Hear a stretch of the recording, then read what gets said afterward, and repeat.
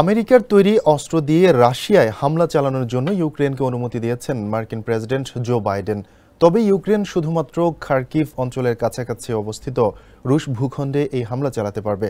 মার্কিন কর্মকর্তাদের বরাতে শুক্রবার এক প্রতিবেদনে এই খবর জানিয়েছে ব্রিটিশ সংবাদ মাধ্যম বিবিসি।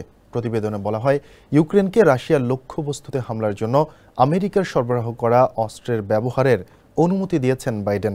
তবে এই অনুমতি শুধুমাত্র খার্কিভ অঞ্চলের কাছাকাছি অবস্থিত রুশ ভূখণ্ডে হামলার জন্য।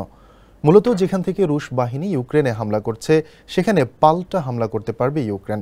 তবে এই ধরনের অনুমতি বা পদক্ষেপ চলমান সংঘর্ষের মাত্রাকে আরও বাড়িয়ে তুলতে পারে বলে উদ্বেগ প্রকাশ করেছে বেশ কয়েকটি ইউরোপীয় দেশ।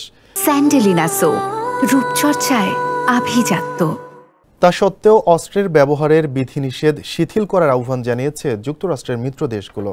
এদিকে পশ্চিমা অস্ত্র ব্যবহার করে রাশিয়ায় হামলা চালানো হলে গুরুতর পরিণতি ভোগ করতে হবে বলে আগেই হুঁশিয়ারি দিয়েছেন রাশিয়ার প্রেসিডেন্ট ভ্লাদিমির পুতিন।